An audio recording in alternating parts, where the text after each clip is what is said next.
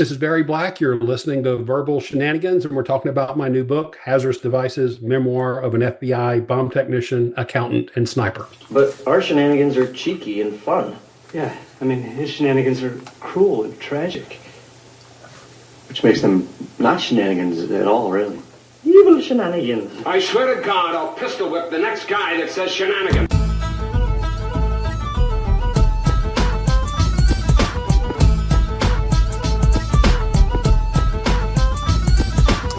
Hello, everybody. Welcome on back to this week's edition of the Verbal Shenanigans podcast, coming fresh off Giuseppe Rossi. Don't know who that is? Go look him up. Go look up his soccer career. Just a really fun episode, and so we're flying high here in 2026. Mike, I think we talked before this, and we said after today we did a couple interviews this week. I think we are like 7 or 8 interviews in the can, so we could like take off for months and still be okay.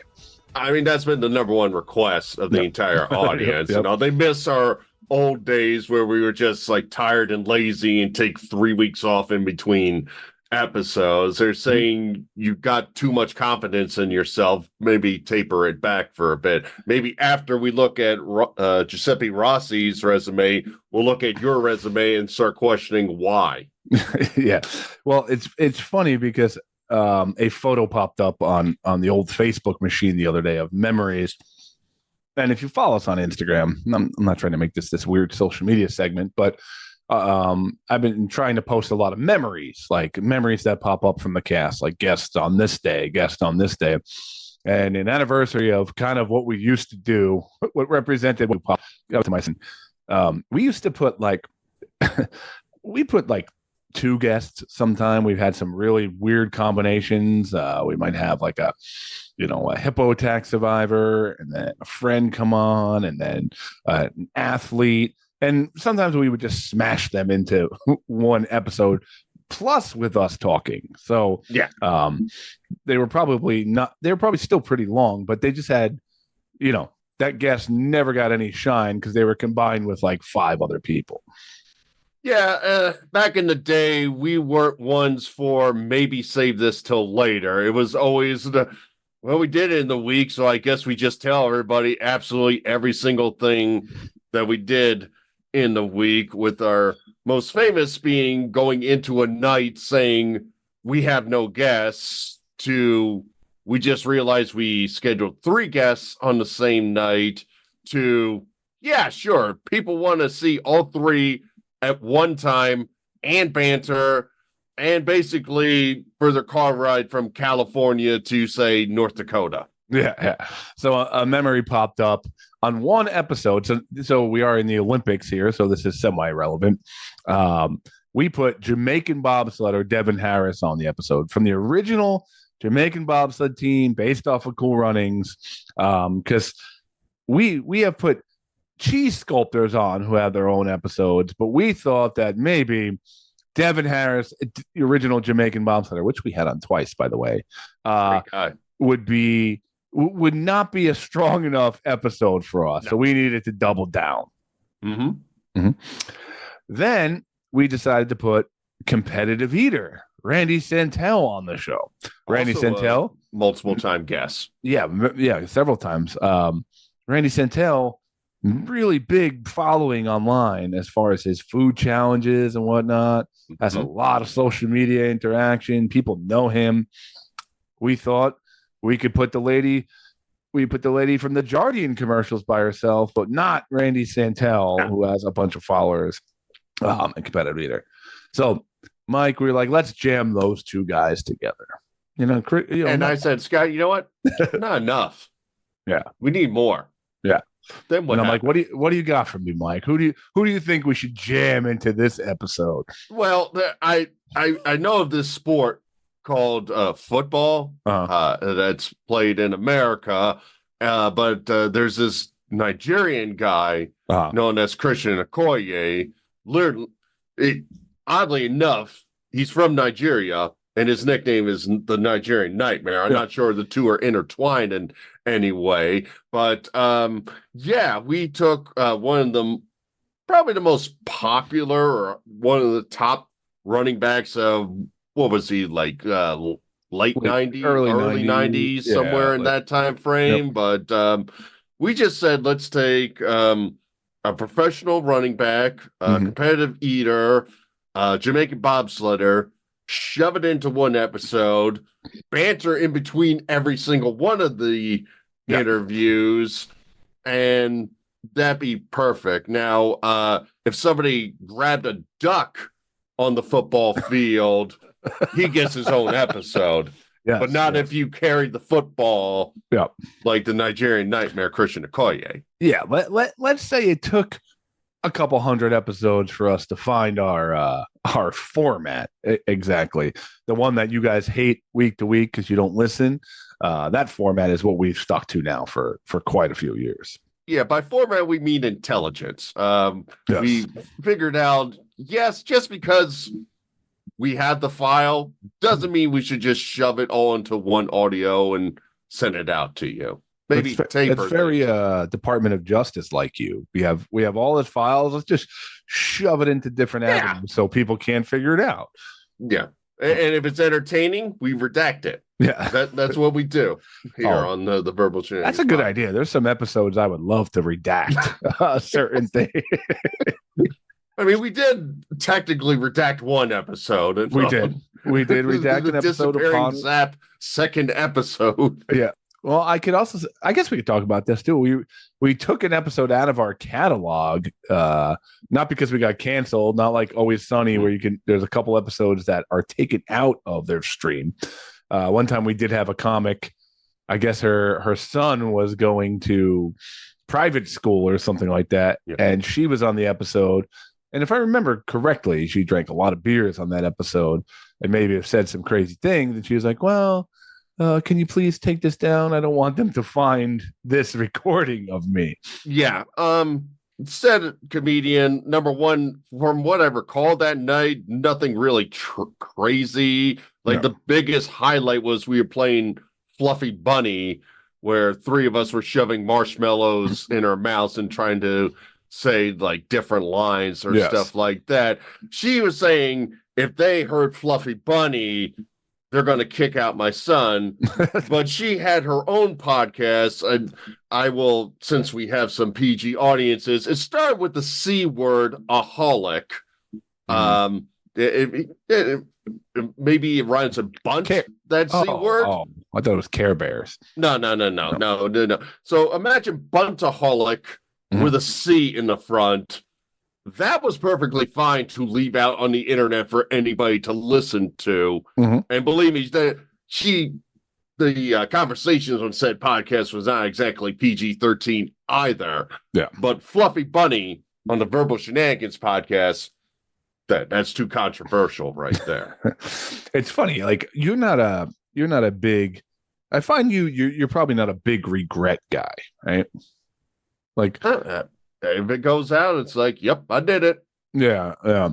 But I was just thinking in life in general, maybe this is like me having a midlife crisis. But I was thinking today, like how much, I think everybody does it all the time, how much they would have changed things or done things different. Obviously, we're looking back retrospectively, when you're in the moment, you don't think about it. But I came up with just a quick conversation question here. Like, if you were to change anything 10 years ago, what would be a major change you would have done? 10 years ago, I was still in Jersey at the time. I mean, as boring as it sounds, I would have been looking for another job than the job I was at during that time frame, because eventually that company was bought by another company, which in turn sold to another company. And then that third company said, let's start trimming some fat. And I was some of the fat. So I was the fat. Yeah. I got a new nickname now. They call me the Fat. Mikey the Fat. Yeah. This is so great. And they're going to bring me to HR on Wednesday, and we're going to talk about my nickname. But in any case, that job was very miserable, took a lot out of my time, made me a very aggravated person where I didn't enjoy life. In hindsight, if I could go back and say, smarten up. There are other jobs out there, even if you had to take a pay cut or whatever, you've been much more happier in another place. I'd still said, okay, it's steady money. It's good for the resume. They're kept on going by, they're gonna promote me and all that stuff. And then Kurt, that would probably be the one thing, just holding on to that job would be my regret. Yeah, 10 years ago for me, I was like my day job. I only wanted to do that for a couple years to save money to move out of my parents' house. But here I am, almost 2 decades later, doing it. Still doing the things I like. But 10 years ago, especially when I was with what I had gone through, and when I had met my wife now. I would have made a career change. That would have been, I would have followed my gut. I'm not sitting here saying like stand-up comedy would have been, but it would have been something to branch off into, like, to be much more creative person, like, which was the stuff I like suppressed for years. This podcast, but not to be too sappy, this podcast brought out a lot of that, like some of the creativity, like jumping back into stand-up and doing stuff like that. But I would have done something completely different. That would be my 10-year regret. Okay. Would you have gone into snake milking as you suggested when I was in between jobs? Honestly, snake milking sounds 100 times better than my job. Like, at least there's some excitement. Like, I might die. Like, yeah, like there's a little bit of reason to get up and excited to go to work in the morning or leave work. Like, think about how great you must feel when you leave work. That is true. Made it another day. Yeah. I mean, the best thing for me is every snake would have got a voice. And, I'd just be all day doing all 20 different snake voices and all. Well, like my last moments would be screaming, Mr. Snake, why'd you bite me? Let's just say, I don't know. That's snake number 7, if you're wondering. Well, I was just going to say, let's per se say you came across a snake. Could you give us a sample of what a snake might sound like in your head? I mean, I guess we'll use this voice as it just came out. I feel so superior. My life is fantastic. I have so many poisons in my body that I can spurt out and you can immune to. I feel so honored to be here on the Snake Milking Podcast. Mr. Snake, you sound like you smoke a pack a day. I'm not going to lie. Well, when your whole body's full of poisons, it hits certain parts of your body, which includes the vocal cords, which I assume snakes have, even though we just hiss. The poisons are like carcinogens, and they give you natural cancer of the vocal cords. Yeah, we have filters in our snake bodies, but it doesn't stay away from keeping our voices from being crystal clear. Oh, got it. Oh, okay. Before we see, Mike, we're doing a good job here. We're stopping the snake voice because certain episodes we would have done the snake interview for another 10 minutes. Yeah. We're going to rein it in here. Again, we have learned, people. We know, don't do 3 interviews. And if Burlew starts a voice, don't encourage him to keep going. All right. Your 20-year regret. So, and again, I wanted to say, everything that happened to you before that point is in play. So it's at that mark 20 years ago. Would you have done something different? Ago, I would probably say be a little more social. It probably took me later into my 30s. I was just kind of by myself. I mean, I've dated people, but I wasn't really like going out and having excursions with anybody, or like have like the big Saturday night is just like with the one person I have, and that's pretty much it. If we go on a trip, it's not with anybody, or let's go into this social club and do this or that. I would probably say that would be my biggest thing. Like, start early on, get any of the nervousness out, and go kind of build off of that. Yeah. So 20 years ago for me, I had just graduated college. This one's an easy one. I would have, if I could change all, I would have went to somewhere not anywhere near home, tried to work like a whatever, just go waiter or whatever, and kind of like live a little bit before jumping into the stupid work system. Like, I don't know, like I've always had this like fantasy of Colorado. Meanwhile, I've never been there, but I always like maybe I would have went Colorado, get a waitering job, get into things like maybe ski or snowboard, like just like live a single, uh, life somewhere else before being like, I got to do my career, because that's what you felt like you had to do right out of college. Well, that's kind of interesting. Kind of like the backpacking through Europe thing, only in the States. Oh, yeah. There's so many places in the States that I like fantasize about, quote unquote, in my brain. Like every time I go up to Vermont, I have a little bit of like, yeah, I could do this. Like I kind of like that.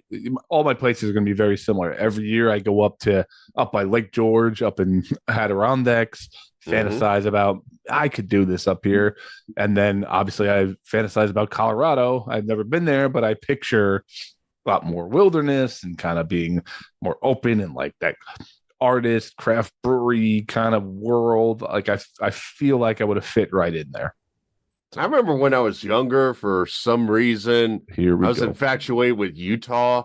Oh. Like I remember, like my parent, we were going to do a cross country trip. Like we were going to do a road trip, like literally drive from Jersey, go out to California, circle back. It would be like a multiple week, like a month long vacation. And for some reason, I'm just like, man, I'm going to Utah or something like that. Like we were going to just drive through, and like even my dad, well, why are you so? I don't know. I just like the name Utah. It was Karl Malone. As I got older, I realized it was a good thing that like that wasn't like my big goal I hit in like that I visited Utah. It was Karl Malone. It was him, wasn't it? Yeah, those jazz teams and Mark Eaton way back in the day. Wow, man. Wow, you're going pre-Stockton there. Oh yeah, like I had the love for Utah prior to like people loving Utah with Karl Malone and John Stockton. I'm like, you're posers. I'm the old school Utah lover, right? You were original jazzy, as you call. Oh yeah, like when they had the colorful uniform, the purple and like jazz hands going. Exactly. Yeah, that was totally me. Like I didn't care they won 15 games a season and all. They were my backup team to the Sixers. So that's when they upset you and you moved to the Sixers. Yeah. I mean, when I found out the truth about Utah, I'm like, all right, I'm going back to Philly, man. At least there's stuff to do over there. But yeah, 100%. Like it's not even the backpacking that's romantic to me. Like it's the just living completely somewhere else, like on your own, like, just figuring it out, and like that's okay. Like, yeah, I'm okay, whatever, work anything, go work help on a farm or something just to get by. And exactly, 20 years ago we still had like, oh, you could get a cheap apartment and you could still do like a minor side job and still like live life and learn from people and stuff like that. Now with the way prices are nowadays, I'm not sure many kids can have that opportunity. I agree. To have the stuff anymore, and even like travel with all the crap going on. It's sad. There's no ability to just go out and discover yourself. Yeah, I wish I had the balls to do the things I'm saying. All right. Last thing here, your 30-year regret. Now this is going into your childhood a little bit, okay? Or like, okay, well, yeah, but that's my late teens. Teens, yep. So what are you doing differently as a teenager or late teens or close to 20? I think you pretty much took my answer, just like discovering, because I didn't even like travel myself. Like as I got older, I'm like, that's when I got into, man, I want to look at these different states and do this and do that and just go on a whim and all. I mean, 49-year-old me is going 2 hours just to get a cup of coffee and all, but 19-year-old me couldn't fathom like leaving the neighborhood. So yeah, for me it would have been like a lot of things I loved. So I guess I was like a mid-teenager. A lot of things I loved were like jamming with my band and doing and recording, and like we at one point, my friend Taryn, his dad and mom had a doctor's office they owned, and no one was occupying it. And we were like setting our stuff up in there and like recording and these were like, you know, and staying over at this doctor's office, like laying on the couches and having, you know, having some beers. Like, these are like some of the highlights of my life. Like I would have pursued a lot more of my artistic side as a kid. Like, I played the sports and whatnot. But I wish I could have threw myself out there more. Like, our problem with our band was like, I could even put like music on this podcast and you'd probably be like, yeah, it sounds pretty good. Like, our recordings were good and whatever, but we never we would take months to like even like try to go get a show. Like, we would just like we would love jamming and doing it in the basement and whatnot, but we would never like throw ourselves out there completely. And then, like, you know, we all kind of went to college and kept it together a little bit, and then it kind of like fizzled out. But like, just going full like artsy, like into the stuff I enjoyed. That's what I would have liked to done. Will you think you were too particular in what venues you would go to, or were you just like, no, we can do better, let's practice this before we go out? Good question. I think we were perfectionists in our own heads. Like, gotcha. We hated our stuff all the time. Like that, and we would get lost in jamming instead of writing songs. We would just improv jam for hours and have a blast, but we'd be like, write a song for a little while. And I don't think anybody had any confidence. Like, they were all skilled musicians, but no one ever brought an idea to the table. We'd always have to like find it in a jam and be like, oh, let's try that part. No one would be like, hey, I got this song, I wrote it, here's the lyrics, you learn your part, bam, we got a song. Like, it was always like months to come up with something we liked. So yeah, you were oddly not free, but you were also a little too professional, or lack of profession, you could say. Exactly. Perfectionist, like not even a perfectionist. Like, we thought it was perfect. We just, I guess, what's the word for like hating yourself? Depression. We were like depressed. Burlew. You know? That's the term. Burlew. We were like grunge guys, not in the grunge era, if that makes any sense. Yeah, like, we just hated everything and like, whatever. No one's gonna like that. So, but yeah. Well, I thought that was a fun question. Actually, it was kind of a depressing question, to be honest. But yeah. But Mike, let's get to our guest here. Who we got? Well, tonight we are bringing back a good friend of the podcast, Barry Black. We had him back in October of 2024, episode 487. You should definitely check out that episode. For people who don't know, Barry is a former FBI master bomb technician. He was part of the investigations into the Oklahoma City bombing, the Atlanta Olympic bombing, and Waco, amongst other work. Very young now, he has got a new book out there called Hazardous Devices, Memoir of an FBI bomb technician, accountant, and sniper, is now available on Amazon. Check it out after listening to this interview. Let's get to the man who is not only got a great story, but has the best name in the business, Barry Black. How are you guys? Barry, welcome back. Doing great. Barry Black is back. Good to see you guys. What's up? Staying busy. How about you?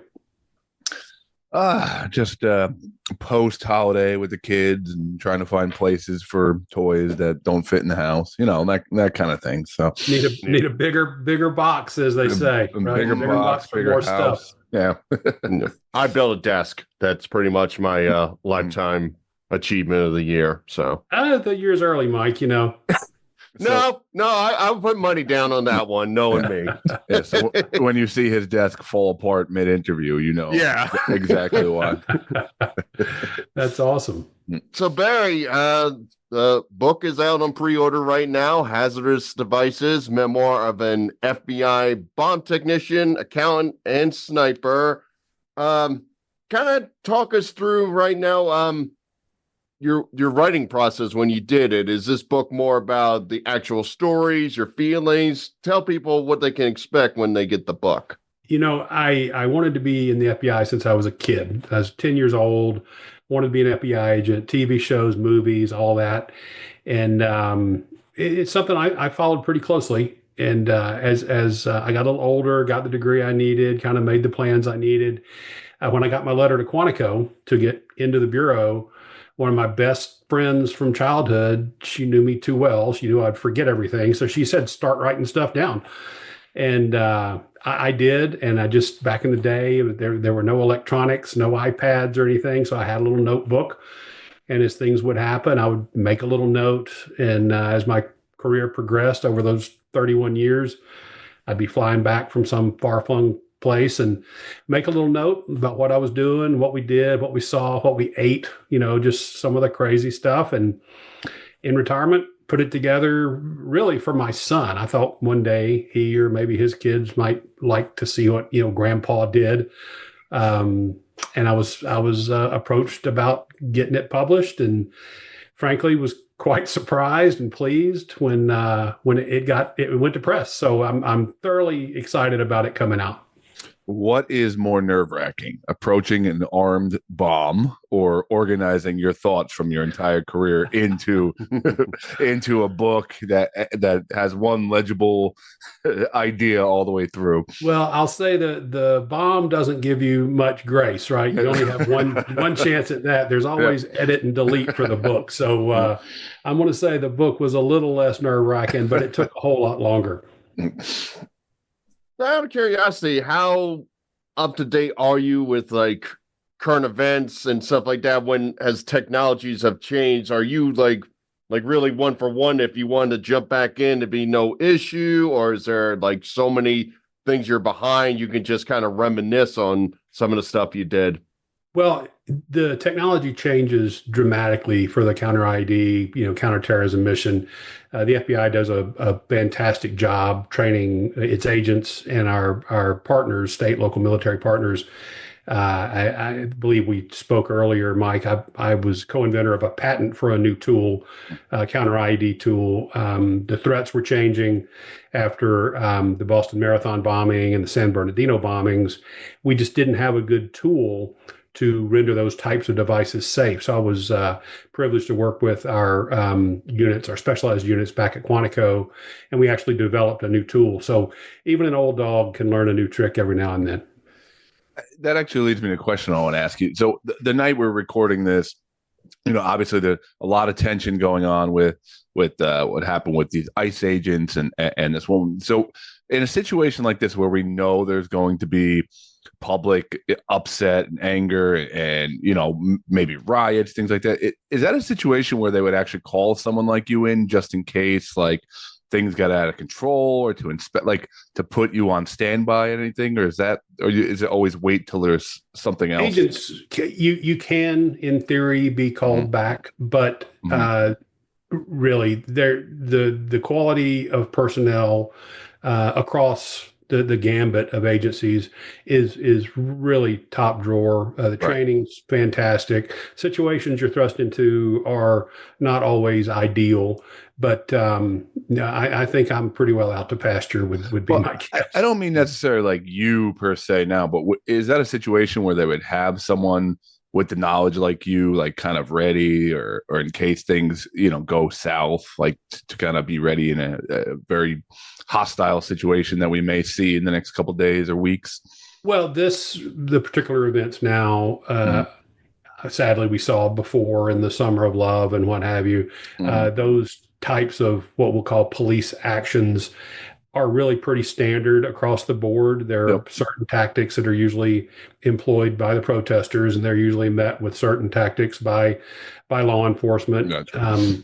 It's what's troubling is when people push the envelope. If there's a legal enforcement action and you're assaulting a federal officer, then there are sliding shades of consequence. And if you put those people's lives in danger, then under most deadly force policies that can be applied. It's a horrible situation. I saw you. They called you. I think it was Fox News after like the DNC, RNC pipe bombs come through. As time goes along, does it all seem like okay? There's a format to what they're doing with bombs. Have you seen like now we're at a new level where they're like okay, they're adding this part to the bombs or this? I don't know, like fluids or whatever. Does it seem to be like pretty much, okay, this is how people make a man-made bomb, or are we seeing advances that we hate to see, for lack of a better Mike, term. it's always changing. It's a cat and mouse game. When you fly, you can't take over a certain volume of liquid. Well, that's because there are liquid explosives. Things that used to not be practical. Peroxide-based explosives. I'll say like tristone triperoxide. These kind of crazy, extremely sensitive explosives that were never really encountered because of their sensitivity. Now terrorists use them. The first time TATP was used as a bulk charge in this country was here in Oklahoma. Who would have thought? But it's definitely a cat and mouse game. There are only so many ways the chemistry works, but people are willing to stretch the bounds. And if they call TATP the mother of Satan because it's more likely to kill you as you make it than when you deploy it. So if you don't mind blowing yourself up, then that's going to be a pretty tricky adversary. Interesting, because they call Mike the son of Satan. So there's there's a resemblance. So. Let me just say something. As I said, I built this desk. This desk took 3 hours. So you have no fears of me having the capabilities of building a bomb. I would be the person that would get like a medicine ball that's black and paint TNT on it and think it would explode. It could work. You never know. I wanted to ask you about your tool that you invented, the patent you like the IED tool. What was the gap that you were facing that made you have to invent that? Like, was there something that was just missing and you're like, we need to be able to do X, Y, Z? What was it? Well, we know that the bad guys watch what types of render safe procedures are used. There was a particular EOD operator that was killed in Northern Ireland, a British EOD tech, because it was either IRA or the provisional IRA had watched his habits of how he addressed these particular devices, and they built one specifically to kill him. So we know they're aware of our tactics. And in the Boston Marathon bombing, for instance, they used a different type of pipe bomb. Pipe bombs are the most common types of devices here in this country, usually filled with low explosives like smokeless powder or black powder, but they're commonly configured the same way just because the parts are easy to buy. But obviously you can use like an internal end cap instead of an external end cap, and just the configuration makes that render safe procedure a little more difficult. So we went out onto the Texas plains and built dozens and dozens and dozens of highly sensitive IEDs and improvised hand grenades, and tested this new theory and came up with a really viable tool that had a nearly a 99% effective rate. You were on the show previously, episode 487, back in October of 2024. We kind of a little bit got into the sting operation you're involved with Jerry Drake Varnell. Right. The gentleman who attempted to basically blow up, what was it? Bank First, right. Yeah, over in like a few blocks from Oklahoma City. I'm kind of curious, in this moment, as you're going through it and you're getting the information, you actually have a sting. He actually plants what he thinks is a bomb by the place. What is the lead to it? How much are you guys trying to feed to him, for lack of a better term? Oh, what's your next thing? What are we going to do here? And where can you actually like set it up where it's like, this is your idea, you tried to bomb us, we caught you? Well, and any undercover operation, entrapment is something you have to consider. So in that case, he initiated contact. The whole case began with another man I put in prison for threatening to blow a police station. So they got together when that guy was a fugitive, and he may have grown a conscience, but later on said, I should tell you about this other guy. So then it's a matter of testing the validity. Can he do what he says he's going to do? And we just listened. So those two talked. We had them under surveillance, and the things he said and the things he did led me to believe he did have the capability to build this 1,000-pound vehicle-borne IED and develop a plan to deliver it. and at some point, obviously, once we think that threat's real, we have to intervene for public safety. But he ran the plan. He actually built that bomb.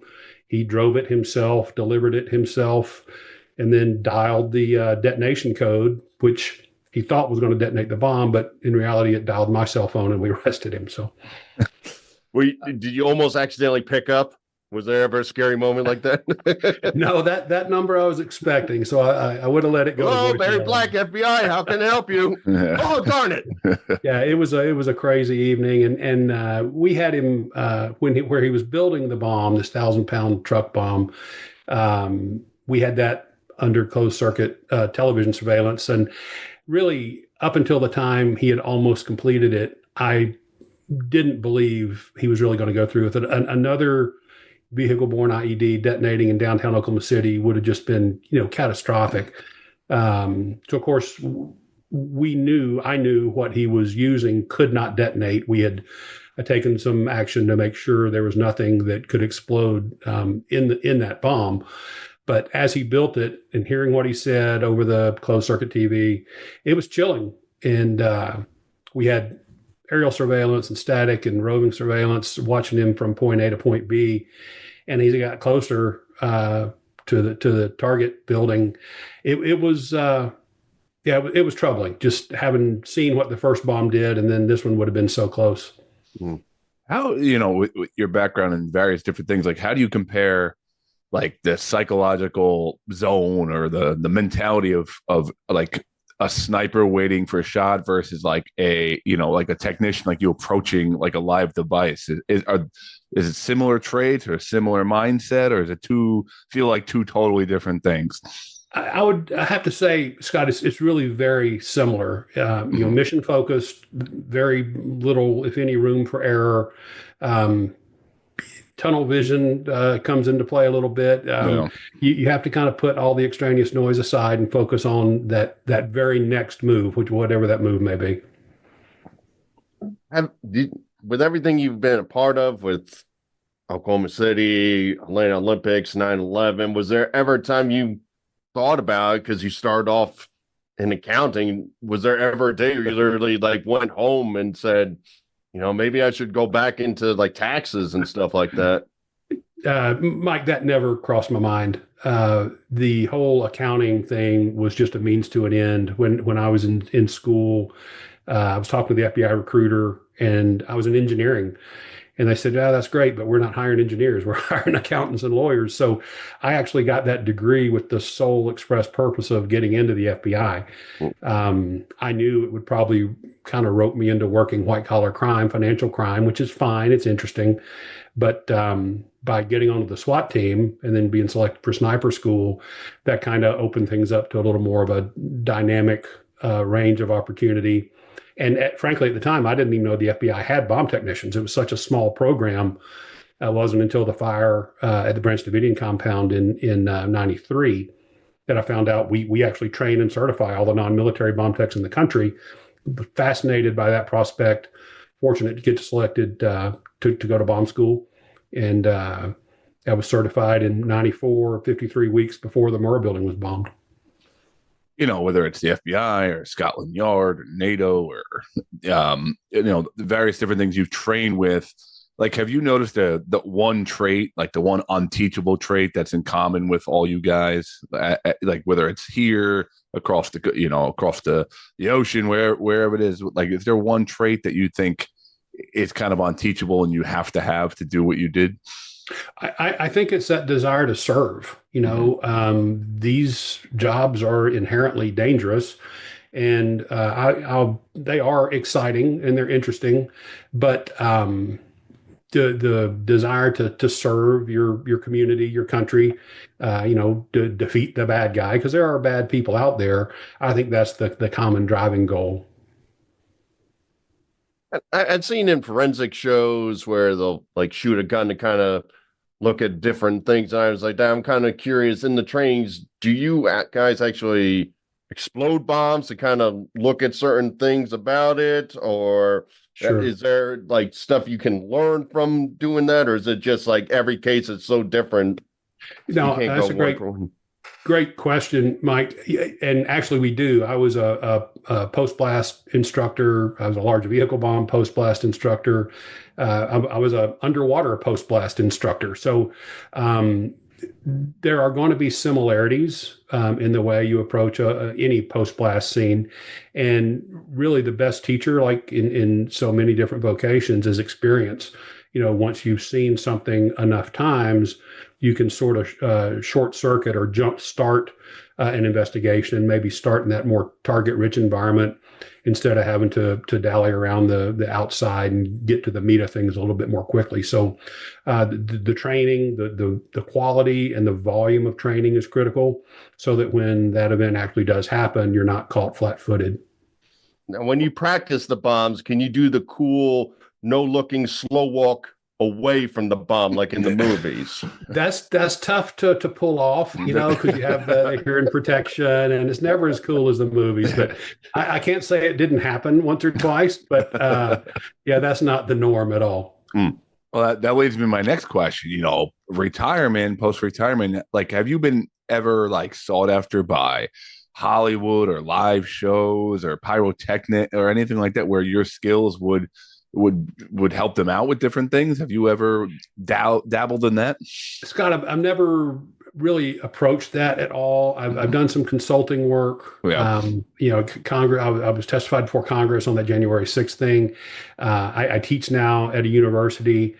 Do some speaking, and with the book is kind of a new hobby. Yeah. But I'm retired. I'm getting a little older, and I enjoy the time at home. I have friends that are in the industry, and we talk with some frequency. I had my time, and I loved it, but now I'm just doing a little something different. Speaking of public speaking, have you ever bombed public speaking? Because I bombed on stage a million times, and it's terrible. Being in the FBI for 31 years, we didn't talk publicly. It was sort of frowned upon. We just did our thing. So spending the time with you guys, this kind of thing is really a little new to me. I testified a good bit, state, local, federal trials. And I was a trainer. I trained for NATO and State Department. Yeah. So getting in front of people, they say is a huge fear. Public speaking is a big fear. Sure. That didn't bother me as much as long as I was talking about something I knew. Yeah. Now, with all the big cases we've talked about on the previous episode and today, has there ever been a case of somebody that maybe we haven't heard about where it almost gave you chills hearing about this person? Well, the lone wolf, as they're commonly referred to now, is a problem. It's a real problem, and the whole interest in the January 6th congressional inquiry was, why hasn't the FBI found this person? And you mentioned it earlier, TV and movies. It's not always solved in 60 minutes. there's not always DNA or facial recognition, and sometimes it just takes time. And I told the subcommittee then, given enough time and enough of a thread to pull, that person would be found, and they have been. So, a lone offender is difficult. Most people can't keep their mouth shut, so they're going to tell somebody something somewhere along the way, or they'll stumble, leave a forensic clue somewhere, and it just takes time and tenacity and the right group of people to start looking for those clues. Now, you did it for so long and under so many different presidents and whatnot. I'm curious, like, during that time, did you feel different waves of support depending on like what candidate was in office or whatnot, or did you always feel kind of like on your own and able to do what you guys needed to do? One thing I always liked about the FBI was its autonomy. It was designed to be autonomous, and it shouldn't matter who the president is or the director even, and we should just be mission oriented. And that was the case there. I don't like to talk about politics much, but when those positions start to interfere with operations, sure, then something's gone a little awry. But the FBI is designed to be autonomous. The men and women that do that job are highest caliber and with the best intentions. It's a fantastic organization. Does it ever get weird as you like somebody comes up to you, hey, what do you do? And you kind of tell what your life is, like as you bring up, oh, I investigate bombs and all that. Like the natural reaction is, oh my God, that is so cool and whatever. Is there ever like a put offish? No, seriously, people are dying or attempting to murder here. That's not that cool. Well, again, TV and movies make it kind of cool, and the job itself is kind of cool. That's why I stayed so long. But it is something that you have to remember. I was talking to a group the other day, and these things we discuss, that there people have died. It's somebody's kids, parents, brothers, sisters. So I'm always careful to say it was a fun job. It was a necessary job that I enjoyed doing because it needs to be done. The white collar stuff, you can steal millions of dollars, but nobody's dead. You make an error in the tactical operation or the counter ID kind of thing, then the consequences are much higher, I would say. So I want to know about your writing process of the book. You're condensing, you're taking however many total years and putting them into a book, which also you want to be informative, but also entertaining. How did you break it down? Were you a guy that just wrote a chapter at a time? Were you a storyboard kind of guy and laid it out? I mean, I'm fascinated by the way people write things and how everyone has their own little niche, but I'm curious what you did. The accountant in me basically kept a chronology. As I said, when I would be flying back from Uzbekistan or Nepal or someplace, I'd have hours on an airplane. Mm-hmm. So I would just write down, frankly, my friend was right. I would have forgotten otherwise, why we were there, what I did. And my wife will agree, kind of like adventure. So if there's something to do in whatever destination, I'll go do it. I was in South Africa working with the police there and had the opportunity to go great white shark diving. Well, why wouldn't you? So I got to dive with the great white sharks. We were up north with the Australian Navy, was diving on the Great Barrier Reef. Took a flight in the Himalayas. Just if there was something to do other than sit in a hotel room and wait for the next bad thing to happen, I would go do it. And those are the things I'd write down. We ate some pretty strange food. We would go out with the locals, and when in Rome, we would do what they did. It's a way to build relationships, and that's what the book is. It's not necessarily just case studies. Right. It's 31 years of sort of a strange road from accounting to counter IDs. And the book, again, is Hazardous Devices, Memoir of an FBI bomb technician, accountant, and sniper. What are you doing other than talking to us amazing people here? Is there like a book tour that you're doing, or what are you kind of doing to get the word out as it's on pre-order right now, the book? Well, so it's available now through the publisher, McFarland Publishing, and is available for pre-order wherever books are sold, Amazon, Barnes & Noble. I teach school, as I said. I teach over at university now. We start classes again next week. But I'm getting some requests to go do a few talks here and there. I'm from a little town in Alabama, and the folks there have said, "Hey, why don't you come down and give a little talk?" So I'm looking forward to, in retirement, doing. I can't even say book tour with a straight face because I can't believe it's out yet. Yep. But if I had the opportunity to go meet some people that were interested in hearing my story, I would absolutely love to do it. And I think that may be my retirement hobby for the foreseeable future. Awesome. That's awesome. And we love having you on the show. It's our second time. I even remember when we interviewed you the first time, you were like texting me, you wanted to call me, and we're like, was it good? Was it ever? I'm like, yes, Barry, we loved you. We loved you. You're this is all very new to me. I'm still not used to it. So I appreciate the feedback. So where are the best places people can go to find the book or what you're up to next? BarryBlackOKC.com is my website. There's links to the book there. McFarland Publishing will send them out right away. And then Amazon, if you'll allow me the shameless plug, that's the cover.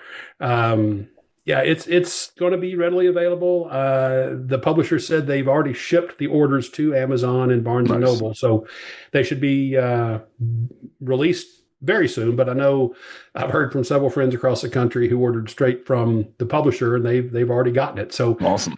I think it's really out there. It's hard to believe. Now you did the nonfiction story. Okay. Have you ever thought Barry Black, bomb technician, the perfect name for like a graphic novel superhero kind of thing too? I think you have another avenue in you in this retirement. Scott, I think I'm a one-trick pony, I'm afraid. This one captures 3 decades, and that's about all I've got in me. You're selling yourself short, Barry. Final question for me, as I always try to get ready for these interviews, I look up YouTube videos and stuff like that, and I came across one YouTube interview where I forget what you were talking about, but they showed a younger Barry Black, and you were still showing that sweet stash of yours back in the early days. Were you ever naked on the lip, or were you always a stash man? I had this since my junior year in high school. Whoa. And I cut it off once out in the desert, I think my freshman year in college, and I looked like I was about 6 years old. So except for that one little trip, I've had this since my junior year in school. That stash has seen some stuff, man. Getting a little gray, but it's still hanging in there. Awesome. Well, our audience should go out and see his book, or better yet, read it, Hazardous Devices, Memoir of an FBI Bomb Technician, Accountant, and Sniper. Barry, thank you again for joining the show, and we look forward to hearing more adventures down the road. Great. Thank you both very much. Have a great year. Thanks so much, Barry. It was a blast. No pun intended. Very well done.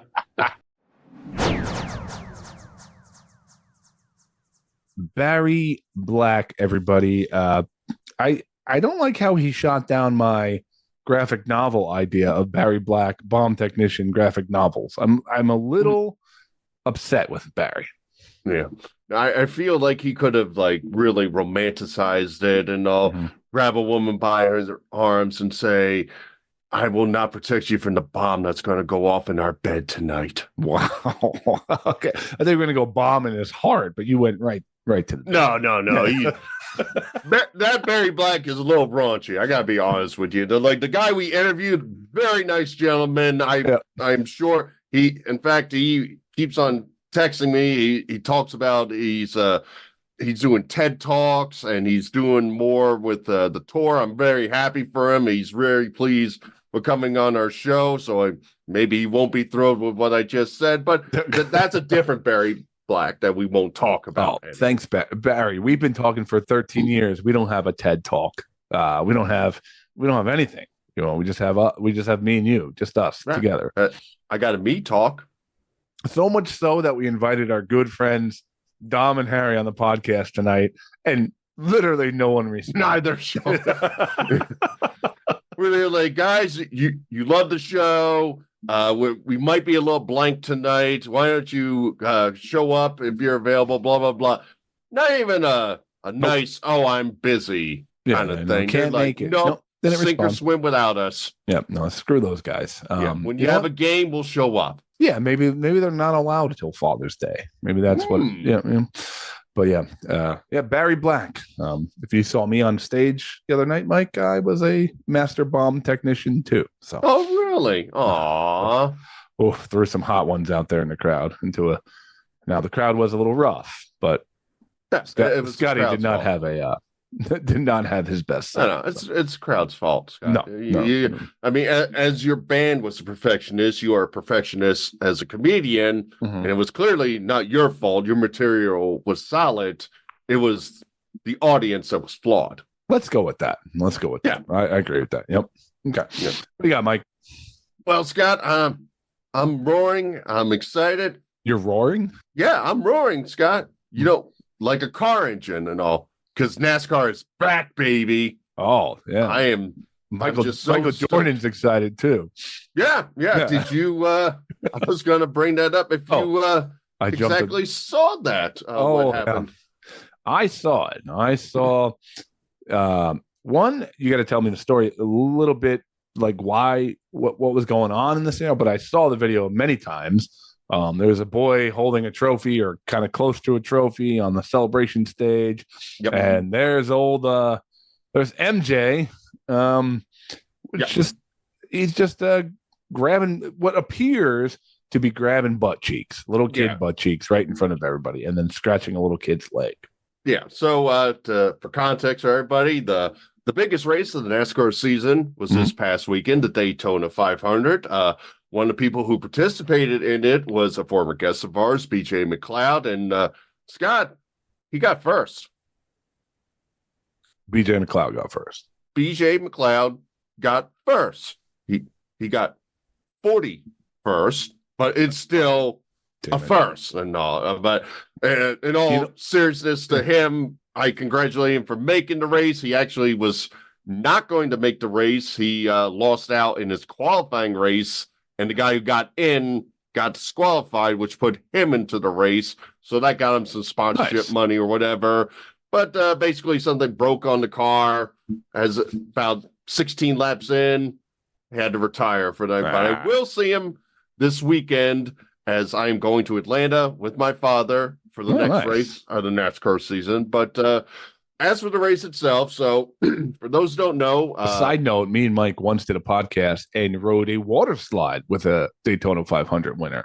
Trevor Bain. We've had quite a few NASCAR drivers on the show. If you're a NASCAR fan, you can Mason Massey, Kaz Gralla, Trevor Bain, Bill Lester, Sage Karam, to name a few. Check out some of our old episodes. But in any case, it was a big race for Michael Jordan.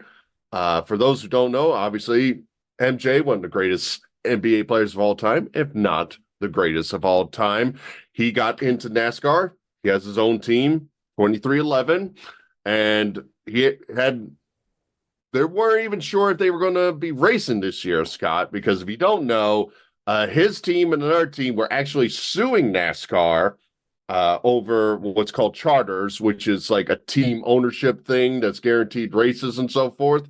Yeah. So they went to court with NASCAR. They were months into the trial, and eventually NASCAR settled with them.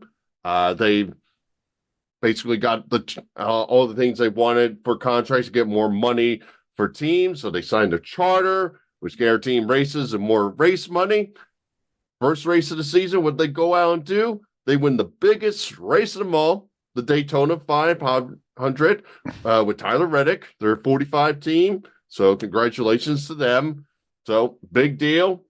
Michael Jordan just always wins. He wins in court. He wins on the track. You know, he just wins. Maybe not in gambling. I mean, he had to do that 1 year quote unquote retirement thing. Baseball. Baseball to the 218 in the minors, maybe not the greatest. Any case, victory lane, big deal. They got the big trophy there. There's all sponsors there. They're doing what's called the hat dance, where they had the trophy in front of them, and basically team puts on one hat for one sponsor, takes a picture, takes off the hat, goes to the next hat, so on and so forth. Big celebration going on there. And there's if I'm looking at the kid, I'm going to guess he's about 7 or 8. I sent you the video. Yep. And in an age where we're very worried about images, as we are still dealing with everything going on with the Epstein files. And no, that's settled. Like that's that. Settled. It's totally settled. Oh, it's done? Oh. Done. Trump said he's not on him. He was exonerated. And all the guys who were named on it were bad dudes. That's the end. So basically, cool. I didn't see that news. My bad. Sorry, everyone. Epstein files done. But in any case, so there's an 8-year-old kid by the big trophy, and for some reason, I guess Michael Jordan's tried to play with him in the sense of, like, you know, maybe you figure like you slap on the butt, hey, what are you doing? What are you doing? Joking around with the kid, but he's kind of doing a little grabbing. Oh, he's squeezing on the kid's cheeks and all, kind of like pinching and stuff like that, and it's going on. It's not like a cute little pinch where the kid turns around and you're like, haha, I got you. This is going on for a good 2 to 3 minutes where he's just like tapping the kid's buttocks and all just to play around with them. Now,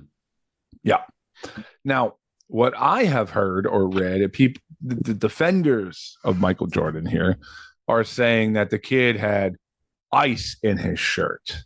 What? They put ice in his shirt to cool him down, and it Okay. was sitting above his butt in the sitting in his shirt, and Michael Jordan was trying to free the ice. If you will. Oh, okay. Mhm.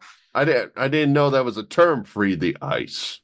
Well, whatever Michael's trying to do, it's something to do with pressing the ice on that kid's back. So when I see those stickers that say F ice, Mm-hmm. that the F stands for free. Exactly. Yeah. Oh, okay. I see them on these cars' bumpers, and I'm like, Yeah. well, what the heck did that mean right there? Yeah, totally a weird video, man. Just, I don't know, man. Here's a guy who's been in front of cameras his entire adult life, if not into his teens. He's been in front of cameras that follow him and are into his every move. And Michael Jordan is not that public of a guy for how big he is. He's kind of like sat in the back and kind of been like billionaire Mike in the back. You don't hear much media from Jordan, occasionally. Yeah, he won't do interviews, but if somebody asks about Scottie Pippen, he'll be readily available to say he wasn't as good as me.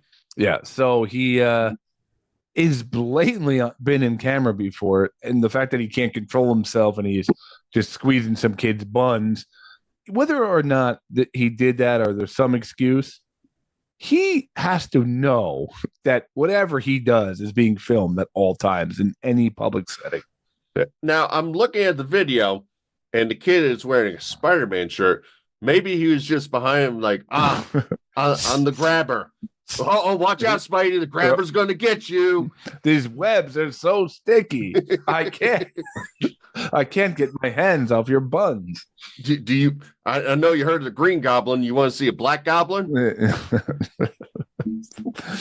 Yeah, I don't know, man. I don't know what happens to guys, man. I don't know if he just was like drunk. I don't know. Michael does like to have a beverage or two. There is a possibility Michael was bombed, but I don't know, man.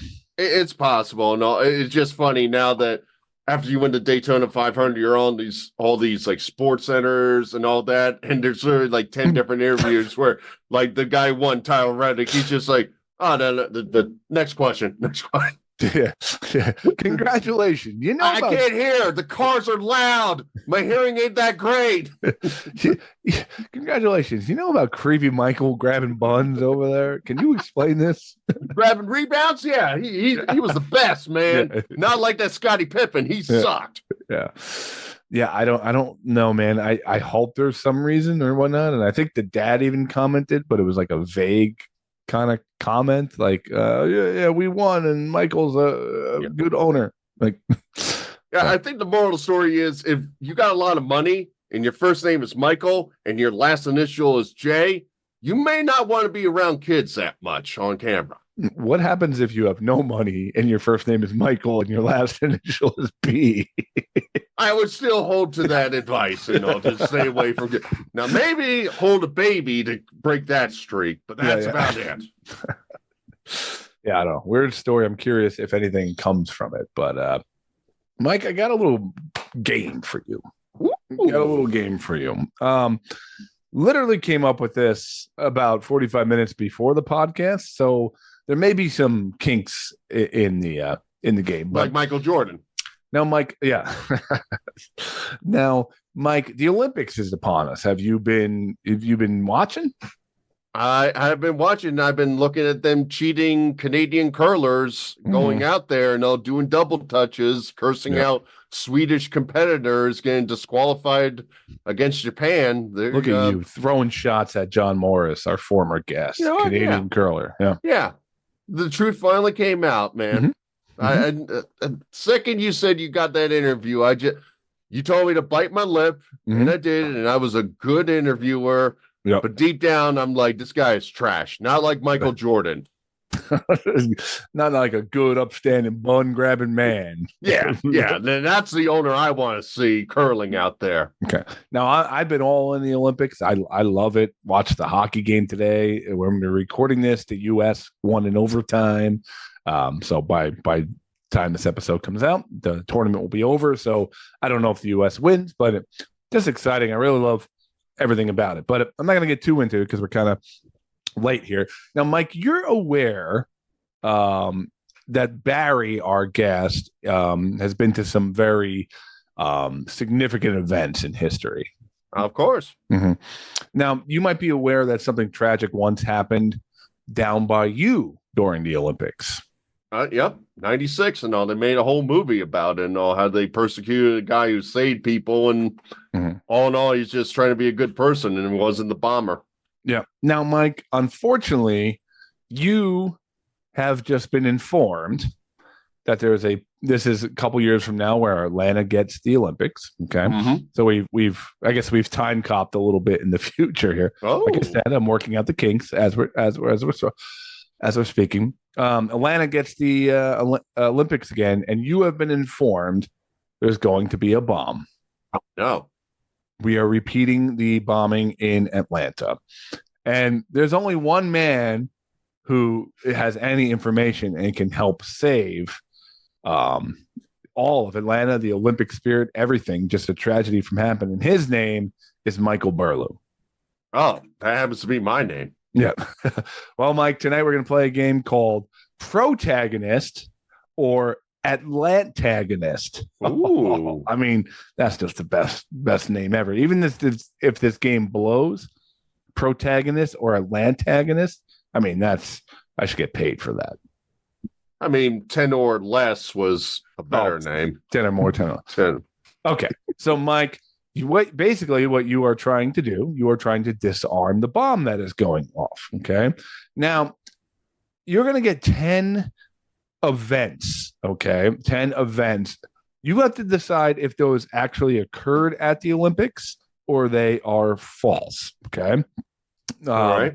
All right. So, I will say that these are Olympic events or they were showcase competitions at the Olympics, but so you have to decide if these happened or not, basically. Okay. Gotcha. And I decided we can't just do you get 500, the bomb goes off. This is the Olympics. You need an Olympic-like, performance. You got to go 7 out of 10 in order to disarm the bomb. Now, Mike, let's say you have one option if you get something wrong, okay? And let's say you're out of the game. You can Olympic ring a friend, okay, for the answer to a question, okay? All right. So if there's anybody up in this world that will answer the phone and you could read them a question and your fate relies on it, you can earn back a point. So let's say you are limited, you can Olympic ring a friend, Mike. Okay. But they must answer the question correctly in order for you to survive. So, Hank, whoever it is, get ready for a phone call. Mike, are you ready to play Protagonist or Antagonist? Let's go for it. Atlantagonist. All right. Okay. Here we go. So basically, it's a true or false game, essentially. All right. All right, Mike, I'm assuming you don't want to be an Atlantagonist and cause God knows how many deaths more than you already have. No, because you just blame me for deaths anyway. So, I mean, you try to blame me for Wink Martindale's death during the tournament just because I tried to contact him for the show. So that's how strong your powers are growing, dude. I don't have powers that kill people. It's crazy.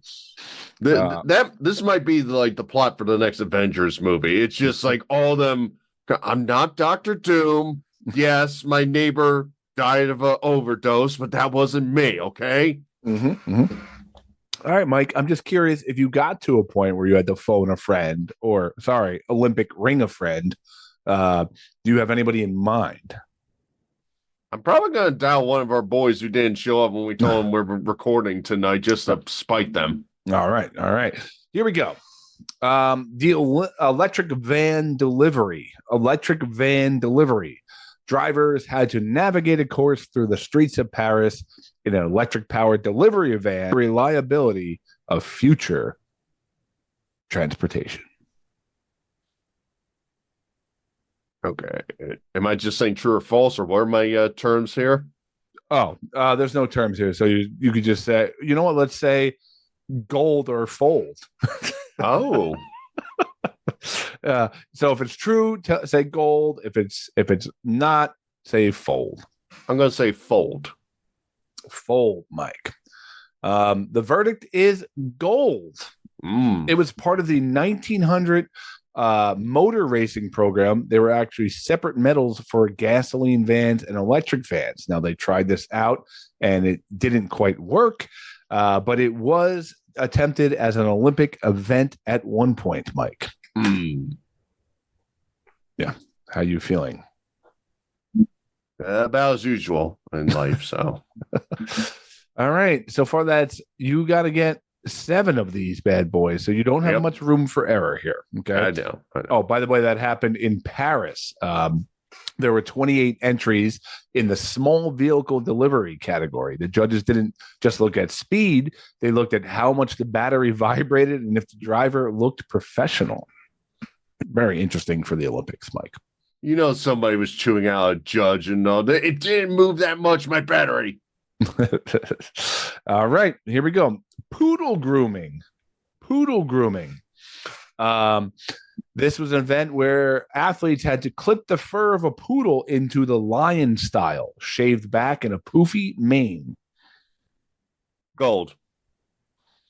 This was true. This also came from the 1900 Paris games. This was part of the Exposition Universelle, which was kind of a world fair that ran with the Olympics. 128 people competed in, I'm not even going to try to pronounce the name of this French park. So yes, it was part of the Olympics at some point, Mike.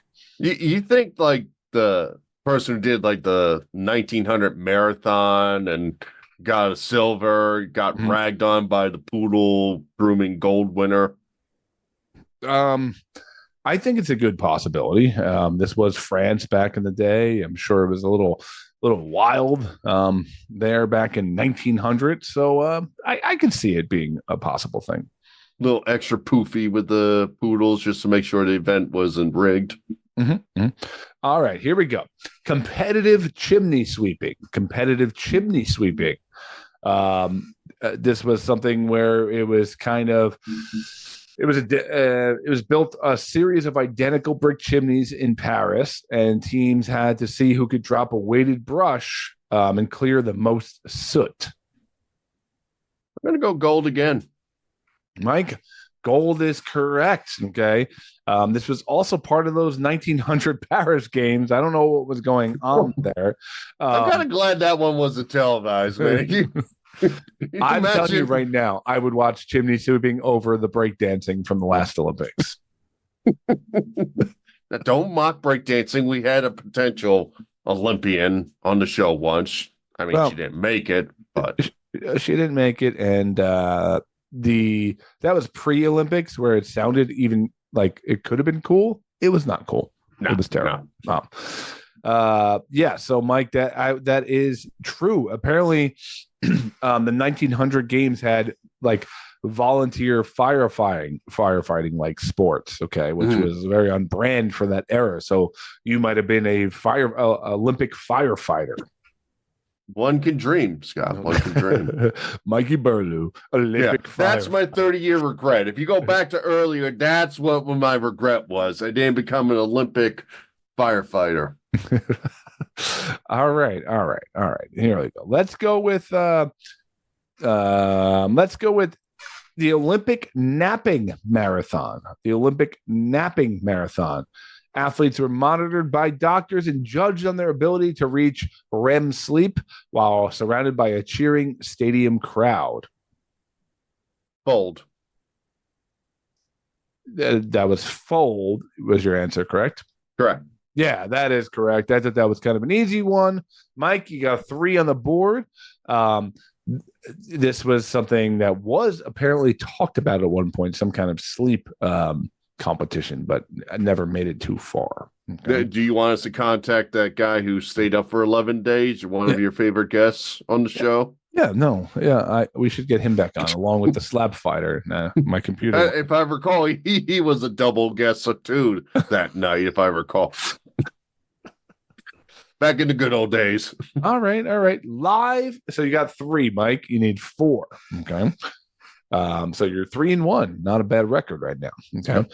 Live pigeon shooting. Participants stood in a field while over 300 live birds were released. The goal was to blast as many as possible out of the sky. Animal cruelty was known back in the days. We're going to go gold. Mike, you are on fire now. Okay. You have 4 in a row here. Okay. This event here was held. Hold on. I have the information here. Number 3. No, I don't. I don't know where it went. But anyway, it was an actual event. I do have it somewhere, but I got too many documents open, and this is what happens when you make a game 30 minutes before showtime. But yes, Mike, it was a real thing in 1900. So I'm assuming that was also in the Paris Games because it says 1900. So they're just messing up people, the French, and all. They're like, we don't care if you have any skills and all. Picking up garbage was probably an activity. All right. The solo synchronized swim. Okay.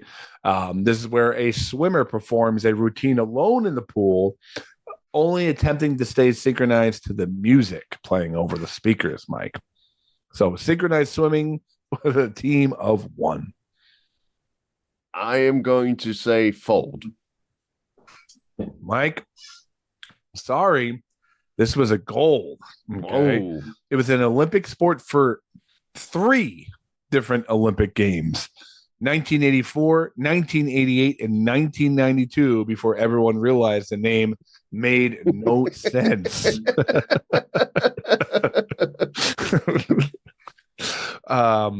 Oof. And this is like Mike, during the steroid times of the 80s. And also, so somebody got jacked up to be a solo synchronizer. All right, Mike, 4-2. 4 questions to go. Okay, you got to go 3-1 here. All right, I'm so confident. Or you can call a friend, right? Sorry, Olympic ring a friend. All right. The plunge for distance. Athletes dived into a pool and were strictly forbidden from moving their limbs. They had to see how far they could drift underwater for 60 seconds. Gold or fold, buddy? Fold. Mike, gold is the answer here. Gold. This was in the 1904 games. Now, some of these, like I said, were tested and they weren't official events, but they were at the games. It was described as the most boring sport ever conceived. The winner drifted, though, 62 feet, Mike. 62 feet. The winner went. So they looked at chimney sweeping and like, this is great. And then they saw this 4 years later and like, this sucks. Yeah. Get the hell out of here. Or electric van delivery, you know? All right, Mike, 4-2. Things have now gotten interesting. Okay. You have to win out in order to defuse this bomb. Okay. Yeah. Like I said, Olympic-like performance is needed for Olympic-like results. Underwater submarine staring. Competitors had to sit in a glass tank submerged in a lake. The winner was whoever could go longest without blinking while staring at a mechanical fish. Fold. That is 100% fold, Mike. I figured I'd throw you one that might help you out of the I don't know, slump, out of the slump, you will.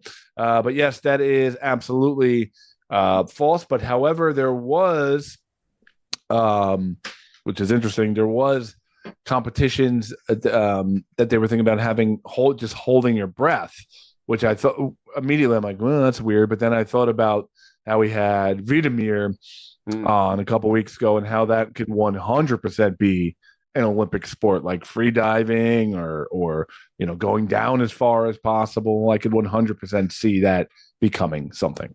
See, that boring 1904 event, they should have had the people underwater, so when they dive, they couldn't blink, and combine the two sports, and then we would have had some excitement. All right, Mike. Heavyweight cannon firing. Heavyweight cannon firing. Military teams were judged on their ability to fire massive artillery cannons at targets 3 miles away. Gold. Gold is correct, Mike. Answer that one with confidence. You seem to not even flinch on that one. That just seems in line. Somebody had to say big explosions equals Olympic events. Yeah. I'm surprised, honestly, America hasn't suggested that a couple times. Like, let's blow stuff up for a medal now. Yeah, well, we're practicing out the event in Iran, say Saturday or so. So we'll see. Okay, Mike, that makes you 5-3. 2 questions to go. All right. Motorboating. This is when you put your face between a girl's. yeah. That's exactly what it is. Well, after breakdancing, and motorboating might come back next week.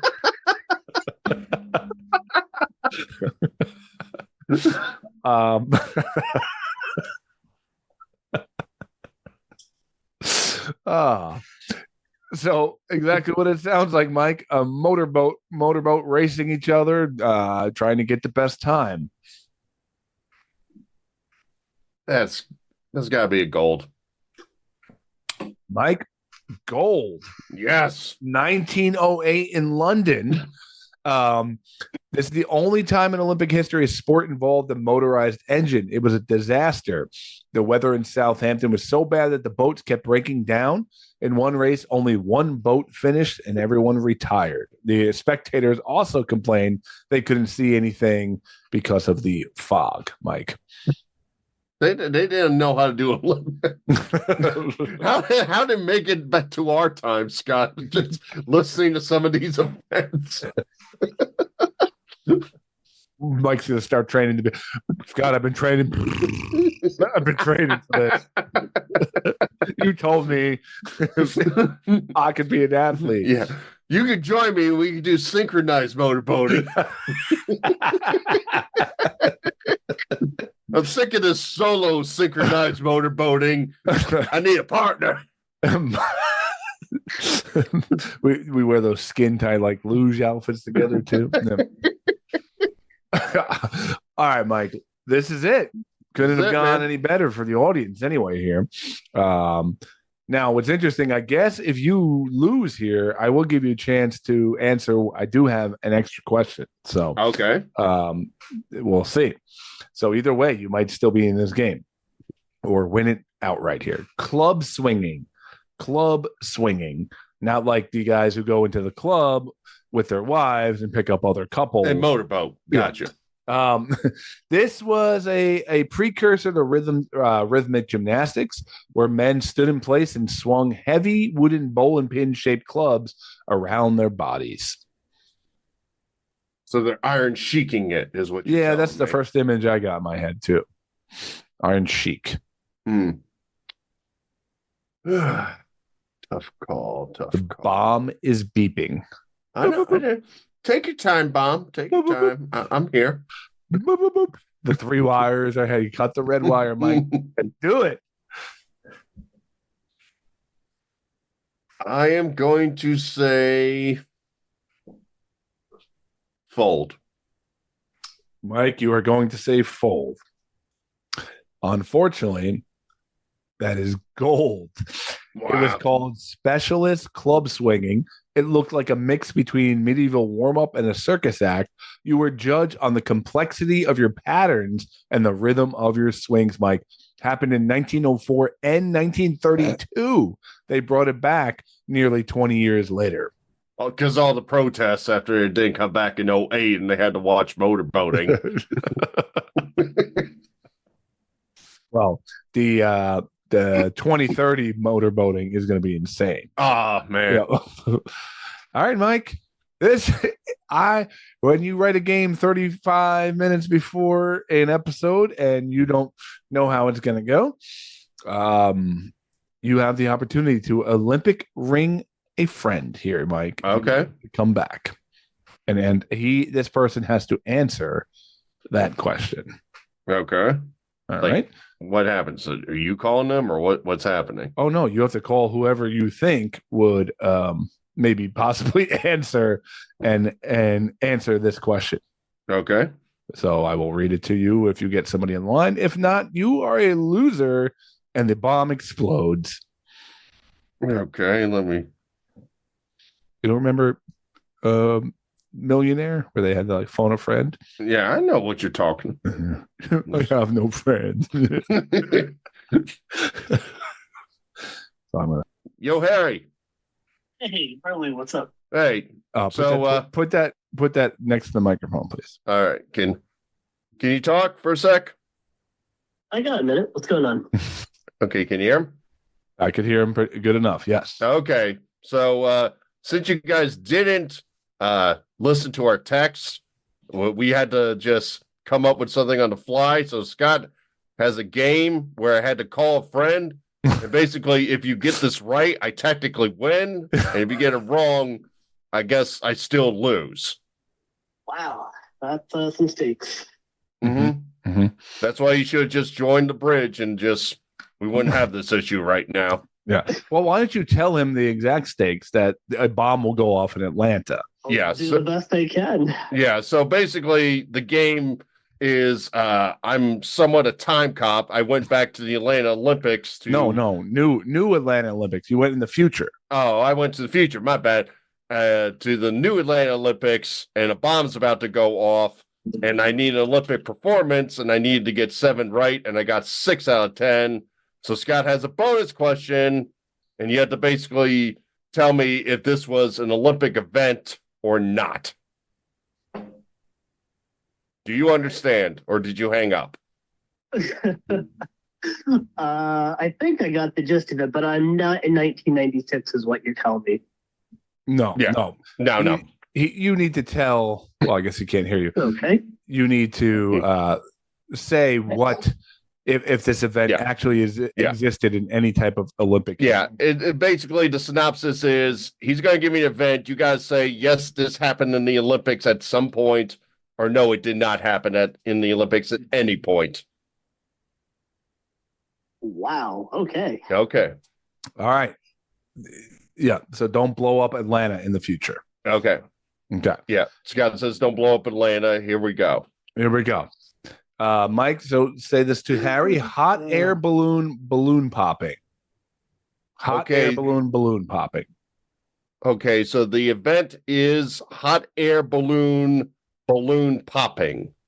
All right. Athletes went up in hot air balloons with high-powered rifles. One sec, Harry. He's describing it to me. Go ahead, Scott. Athletes went up in hot air balloons with high-powered rifles and had to shoot down smaller colored decoy balloons released from the ground. So the description of the event would be people go up in hot air balloons with rifles, and they would shoot smaller balloons as targets. Did this event happen or not in the Olympics? Gold or fold? Gosh.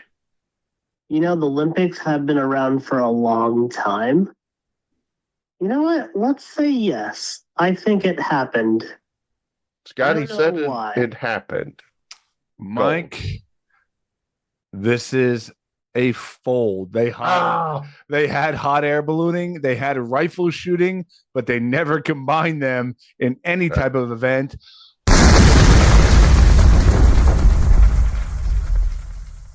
You just blew up Atlanta, Harry. Thanks to you. That's what happened. It's not my fault. I got all the premium work done. You just couldn't close the game out. My bad. Yeah, I thought I heard something about back in the day. I don't know if it was a real event or not, or official or unofficial, but I thought I heard some story about that. Yes, Scott basically said there were hot air balloon events, there were rifling events, there were not hot air rifling events. Oh, shucks.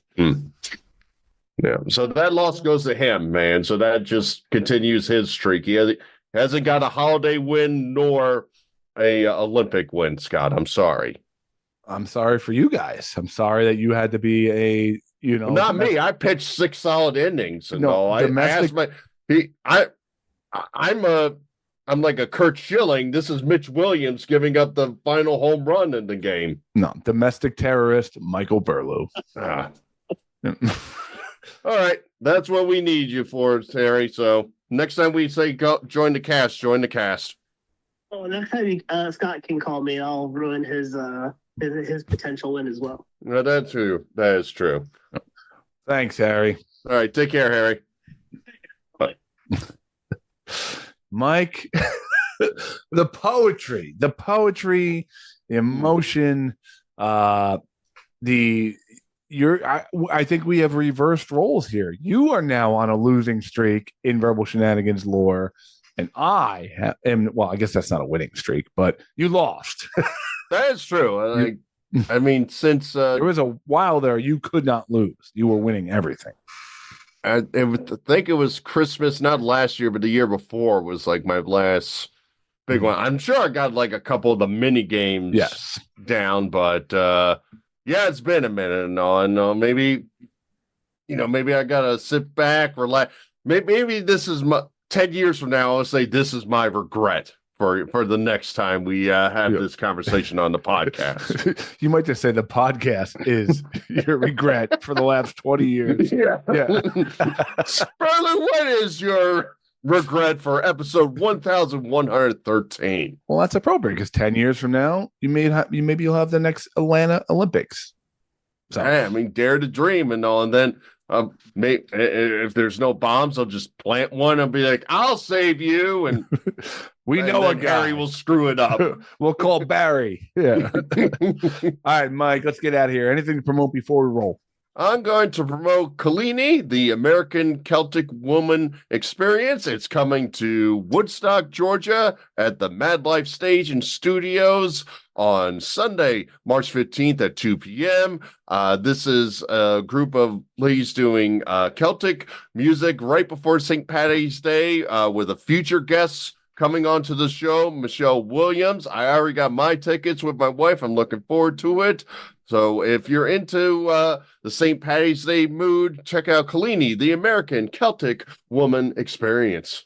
All right. And I'll promote a show coming up this Thursday as this episode comes out in Montclair, New Jersey, for anyone who's around, at Allegory, 690 Bloomfield Ave in Montclair, New Jersey, at the MC Hotel. I'll be on a show there with some great comics, Karen Krentz and Kunal Aurora. It is a nice early show, 7:00 show, Thursday night, $25. Come on out, February 26th. Come see your boy. Other than that, I want to thank Barry Black for coming on the show. I'd like to thank Mike for confirming that he's just going to, in the future, also kill many people. Again, those numbers go to Harry. No, they don't. They go to you. Yes, they do. You didn't even have a chance without Harry. He just doubled down and made you lose. Well, again, like if the game is still going, he's the losing pitcher. Okay. You're the guy that loaded the bases and he comes in and takes the loss. Yeah. It's not my fault he decided to walk the last batter. Yeah. Yeah. And that's it, guys. We got a lot of fun stuff coming up. Life is funny. Laugh at it. Keep the wind at your back. Harry couldn't grab the bomb, and Michael Jordan can't stop grabbing kids. Grabbing the bomb.